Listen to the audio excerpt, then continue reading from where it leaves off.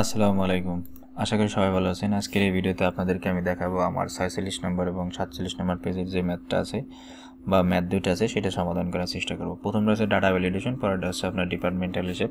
তাহলে চলুন আমার প্রশ্নটাকে দেখে আসি। দেখতে পাচ্ছেন যে এই যে আমার প্রশ্ন। তো কীভাবে আপনি একটা বেতনের নির্দিষ্টতা সৃষ্টি করে দেবেন যাতে নির্দিষ্টতা বাইরে চলে নিয়ে যায়। চলুন আগে কিছু লেখা যাক। ধরুন সর্বনিম্ন 5,000 টাকা এবং সর্বোচ্চ 10,000 টাকা। এর ভিতরে এন্ট্রি দিতে হবে। নিচের পদক্ষেপগুলো দেখুন। তাহলে প্রথমে আমার এই যে যেটা আমরা টাইপ করব, দেখেন আমার এক্সেল শিটে কিন্তু টাইপ করা আছে অলরেডি। তো এই যে অলরেডি টাইপ করা আছে। তো এখানে আমরা প্রথম যে কাজটি করতে হবে, আমি যতটুকুর ভিতরে ডাটা ভ্যালিডেশন দেবো ততটুকু আগে থেকে এরকম সিলেক্ট করব, অথবা যেই কলাম অথবা যেই রো দেবো সেটা আগে থেকে এরকম সিলেক্ট করব। তো আমি যতটুকু এরিয়া ভিতরে দেবো ততটুকু সিলেক্ট করলাম। আমার অল্প ডাটা এই জন্য এরকম সিলেক্ট করলাম। আপনাদের বড় ডাটা হলে আপনারা পুরোটা এরকম সিলেক্ট করতে পারেন, অথবা এরকম রো হলে এরকম সিলেক্ট করতে পারেন। আমার এতটুকু সিলেক্ট করলাম। সিলেক্ট করার পরে এখান থেকে ডাটাতে আসবো। তো ডাটাতে আসার পরে দেখেন এখান থেকে যদি আমরা ডাটাতে আসি, তো এই যে হচ্ছে ডাটা। তো ডাটাতে আসার পরে আমরা চলে যাব ডাটা ভ্যালিডেশনে, যেটা। তো ডাটা ভ্যালিডেশনে আসবো। তো ডাটা ভ্যালিডেশন এখানে ক্লিক করলাম। তো ক্লিক করার পরে এখানে চলে যাবেন সেটিংস। তো সেটিংস যদি সিলেক্ট না থাকে তাহলে সেটিংসে ক্লিক করবেন। এই জায়গায় এন ভ্যালুর জায়গায় আপনি করে দেবেন হোল নাম্বার। তো হোল নাম্বার করার পরে এই জায়গায় বাই ডিফল্ট বিটুইন থাকবে, বিটুইন সিলেক্ট থাক। তো আমাদের এই জায়গায় কী বলছে যে 5,000 টাকা, সর্বনিম্ন 5,000 এবং সর্বোচ্চ 10,000। তো এখানে সর্বনিম্ন আমাদের হচ্ছে কত, 5,000 টাকা দিয়ে দিলাম মিনিমামের ঘরে, এবং সর্বোচ্চ ঘরে দিলাম 10,000 টাকা। তো 10,000 দেওয়ার পরে এখন আমি যদি এখান থেকে বাই ডিফল্ট ওকে করে দিই, তাহলে কাজটা হবে কি, যে আমি ডাটা ভ্যালিডেশন করছি কি না সেটা কিন্তু আমি চেক করতে পারবো না বা দেখতে পারবো না যে ডাটা ভ্যালিডেশন আছে কি না। তো সেটা করার জন্য আমি আবারও সিলেক্ট করলাম। সিলেক্ট করার জন্য এখানে আসবো। আসার পরে ইনপুট মেসেজ বক্সের ভিতরে যাব। ইনপুট মেসেজ বক্সের ভিতরে এখানে টাইটেল যদি দেই মাই ভ্যালিডেশন লিখে দিলাম। এখানে প্লিজ ইনপুট কি দেবো, PLES, please input your data, please input your data.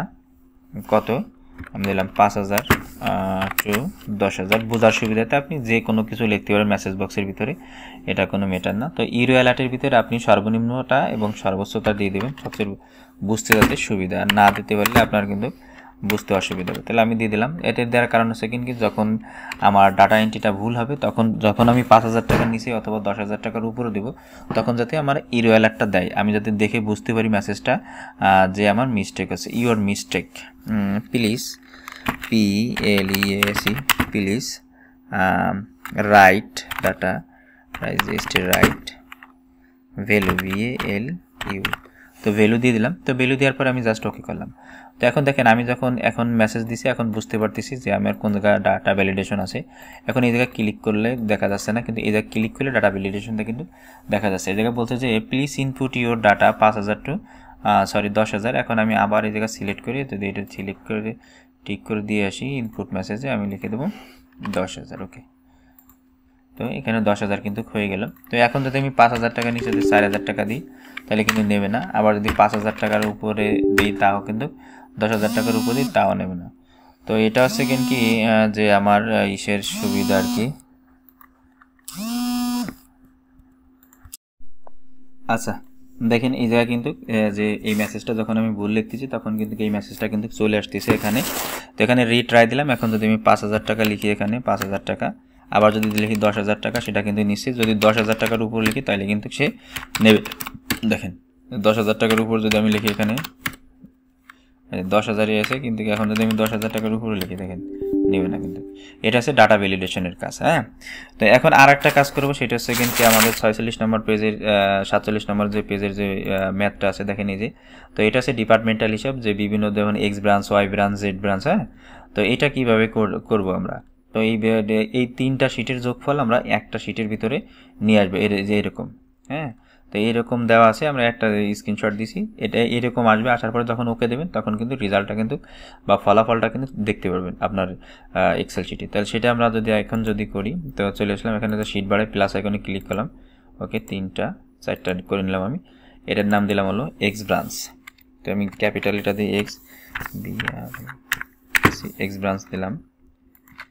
ওকে, এটা দিলাম হলো ওয়াই ব্রাঞ্চ, তো এটাকে দিলাম হচ্ছে জেড ব্রাঞ্চ, তা এটাতে দিলাম কত টোটাল, TOTAL। ওকে, টোটাল ডান। এখন এই চারটাকে আমরা কি করব, এখন গ্রুপ আকারে কাজ করব, যাতে আমরা ডাটাগুলো এন্ট্রি দিলে অটোমেটিক সবগুলো এক ধরনের ডাটা হলে গ্রুপ আকারে করলে কিন্তু হয়ে যাবে। আমরা এটাকে কী করলাম, শিফট প্রেস করে এটাকে এরকম সিলেক্ট করলাম।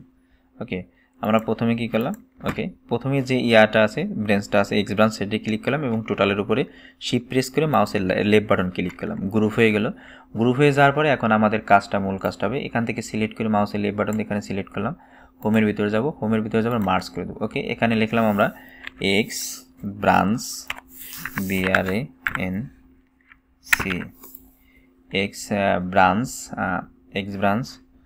X branch. তো এই দিকে আসার পরে এখন আমরা লিখবো JANUARY, জানুয়ারি। এরপরে এটাতে টেনে দিলাম আমি জানুয়ারি, ফেব্রুয়ারি, মার্চ, এপ্রিল। ওকে, এখানে লিখলাম PCCD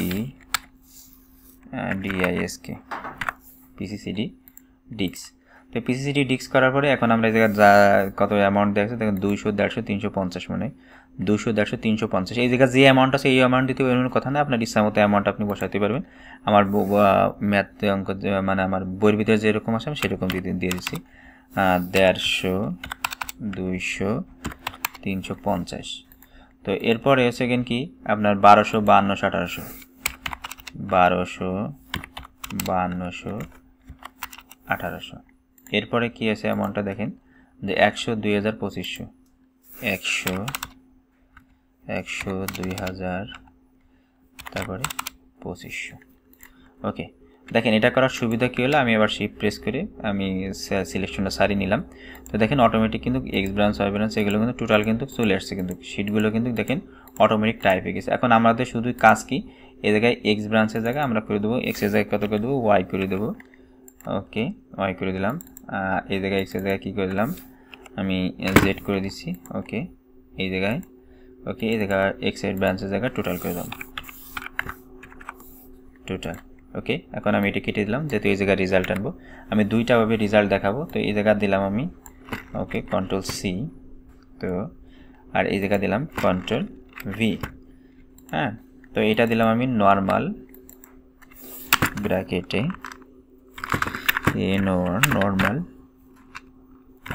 নর্মাল, আর এটা দিলাম ডাইনামিক, তো ডাইনামিক DAY ডাইনামিক। ওকে, ডাইনামিক দিলাম। তো এখন এই জায়গায় আমি এই যে কার্সারটা রাখলাম, এই একদম জানুয়ারির নিচে যে সেল ফাঁকা ছিল সেই জায়গায় রাখলাম। রাখার পরে চলে যাবো ডাটাতে আসার পরে এই জায়গায় আসার পরে এই যে কনসোলিডেট, আমি যদি এখানে আসি তো কনসোলিডেট, এই যে কনসোলিডেটটা আছে, এই যে কনসোলিডেট, ডাটা কনসোলিডেট, এটার পরে আমরা ক্লিক করব। তো ক্লিক করার পরে আমাদের কি ক্লিক করলাম, ক্লিক করার পরে এটা কোনো পপ আপ বক্স আসবে, বাই ডিফল্ট যা আছে এটাই থাকবে, যেহেতু আমরা সাম বের করবো। ব্রাউজ অপশনে ক্লিক করব, ব্রাউজ অপশন না, এখানে আসার পরে আমরা এখানে এই যে রেফারেন্সের ঘরে ক্লিক থাকবে, মানে ক্লিক দেবো এক্স ব্রাঞ্চ আসার পরে আমার এই ডাটাগুলো এভাবে সিলেক্ট করবো, মাউসের লেফট বাটন ড্র্যাগ করে দুটোকে সিলেক্ট করে জাস্ট অ্যাড বাটনে ক্লিক করবো। আবার ওয়াই ব্রাঞ্চে যাবো, অটোমেটিক সিলেক্ট হবে, কারণ কি আমার এক ধরনের একই সেলের ভিতরে লেখা হয়েছে এক ধরনের, মানে এই জায়গাও বি সেল, এক্স ব্রাঞ্চও বি সেল, একই আসে সেল বরাবর বা একই কলাম বরাবর লেখা হয়েছে, এই জন্য অটোমেটিক সিলেক্ট হচ্ছে। না হলে আপনি মাউস দিয়ে সিলেক্ট করে নেবেন। তো তারপরে জাস্ট অ্যাডে ক্লিক করলাম, হয়ে গেল জেড ব্রাঞ্চ। তো জেড ব্রাঞ্চে আমার অটোমেটিক সিলেক্ট হয়েছে। যদি আপনার এরকম না হয়, যদি এটা যদি একটু নিচের দিকে হতো, তাহলে মাউস দিয়ে এরকম ড্র্যাগ করে সিলেক্ট করবেন ম্যানুয়ালি। হ্যাঁ, তো তারপর আমি এটি সিলেক্ট করে দিলাম, জাস্ট অ্যাডে ক্লিক দেওয়ার পরে আমি জাস্ট কী করে দিলাম, এখানে ওকে করে দিলাম। ওকে করে দেওয়ার পরে দেখেন যে আমার টোটাল যে ইয়াগুলোর সেলগুলোর যোগফল কিন্তু এখানে চলে আসলো। দেখেন এই জায়গায় 150, 350 এই জায়গায় চলে আসলো, এই যে 350 এই জায়গায় X branch, Y branch, Z branch, দেখেন টোটালের ভিতরে কিন্তু চলে আসছে। ঠিক আছে, এটা হচ্ছে টোটালের ভিতরে চলে আসলো, যে এখানে আমার যে ইয়াগুলো আছে সেগুলো কিন্তু রেজাল্টগুলো চলে আসলো। এখন আমি যেটা দেখাবো সেটা হচ্ছে কি ডাইনামিক। তো এখানে একটু ভুল হয়েছে সম্ভবত, দেখি কোথায় ভুল হচ্ছে। তো আমি যে টোটালের ভিতরে যে এই জায়গায় আসলাম, তো আসার পরে কনসোলিডেট, যার পরে যদি আমি এখানে যাই কনসোলিডেট, যার পরে এখানে ওকে D3 থেকে D কত, D3 থেকে D5, ওকে সিলেক্ট, ঠিক আছে। এরপরে এটা আসলাম ওয়াই ব্রাঞ্চে, এটাও ঠিক আছে।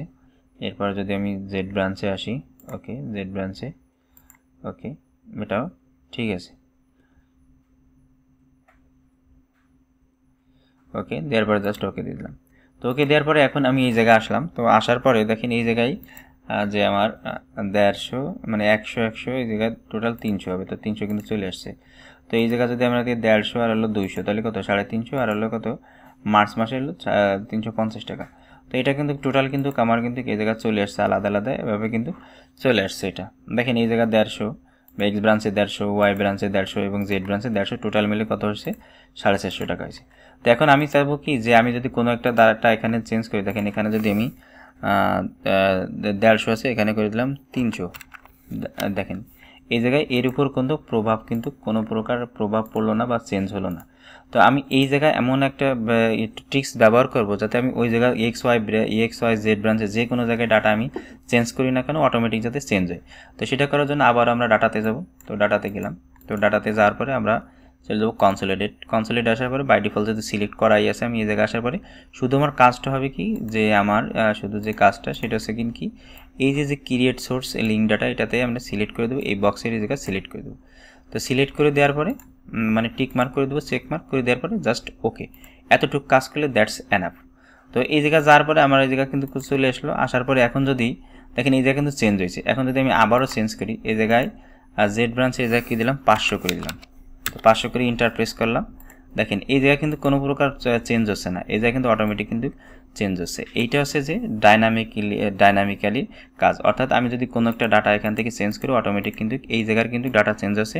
এবং এটা হচ্ছে স্ট্যাটিস্টিক ডাটা, এটা হচ্ছে স্ট্যাটিস্টিক ডাটা এবং এটা হচ্ছে কি ডাইনামিক ডাটা। আপনার কাজের সুবিধাতে আমি রিকমেন্ডেড করব আপনারা এই যে ডাইনামিক যে ইয়াটা আছে সিস্টেমটা আছে এটা ব্যবহার করবেন, স্ট্যাটিস্টিক ব্যবহার করবেন না। কারণ অনেক সময় মনে করেন ডাটা আপডেট করার দরকার হতে এবারে আবার ম্যানুয়ালি কিন্তু আপনার কাজ করা লাগবে। তো আজকের ভিডিও এই পর্যন্ত। আর যারা আপনাদের যদি আমার বেসিক টু অ্যাডভান্স বইয়ের প্রয়োজন হয় বা দরকার হয় বা নিতে চান, সেই ক্ষেত্রে আপনারা আমাদের ডিসক্রিপশনে থাকা নাম্বারে যোগাযোগ করে বিস্তারিত জেনে নেবেন। পরবর্তী ভিডিওর আমন্ত্রণ জানিয়ে আজকের ভিডিও এখানে শেষ করছি। আল্লাহ হাফেজ।